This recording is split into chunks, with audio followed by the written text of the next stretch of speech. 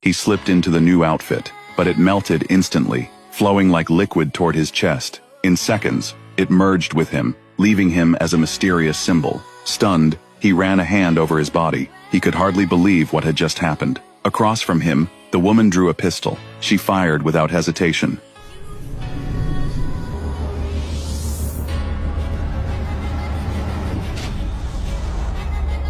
Jack wasn't even scratched. He actually squeezed the bullets until they warped. Annie told him he was the guardian of Istanbul. The enchanted shirt was one of his sacred relics. With it on, he was practically bulletproof and blade-proof. Jack, however, couldn't wrap his head around any of this. The moment she looked away, he took off for home. But as he neared his place, he spotted a suspicious group loitering downstairs. He circled around them and ducked into a neighbor's apartment. There he learned that ever since he left with the magic shirt, people had been coming around asking for him. Left with no choice, Jack went back to his family's old house and grabbed a weapon to protect himself. Just then, a dark figure appeared outside the door. He froze, eyes locked on the entrance like he was about to be attacked. It was Annie. She'd found him. Only then did he finally let out the breath he'd been holding. He demanded to know why she was there. Sana ne işin var burada dedim.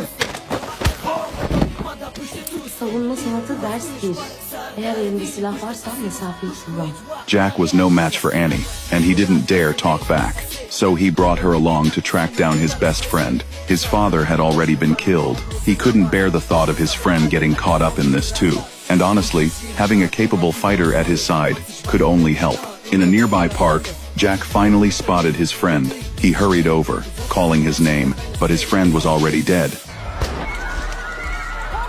Annie grabbed him and forced him to run. Somewhere along the way, Jack completely broke down. He blamed himself for both his father's death and his friend's. He vowed to get revenge and to lay his father's spirit to rest. The doctor, seeing Jack's state, finally told them what he knew. Their enemies were an immortal clan. For centuries, they'd been hiding in plain sight among ordinary people.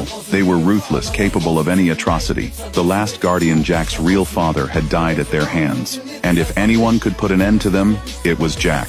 But first, he needed 3 sacred relics. The immortal sword, which could expose who they really were. The divine dagger, which could erase their souls. And the enchanted shirt that made him impervious to blades and bullets. The immortal sword was currently with another member. Jack would have to go and claim it himself. With that, Annie led Jack to the location where the ring was being kept. Inside, they encountered a stranger. He introduced himself as the Keeper's son. He said his mother had been driven insane 7 years earlier by the Immortal's men. Then he led them to his mother, who was completely out of her mind.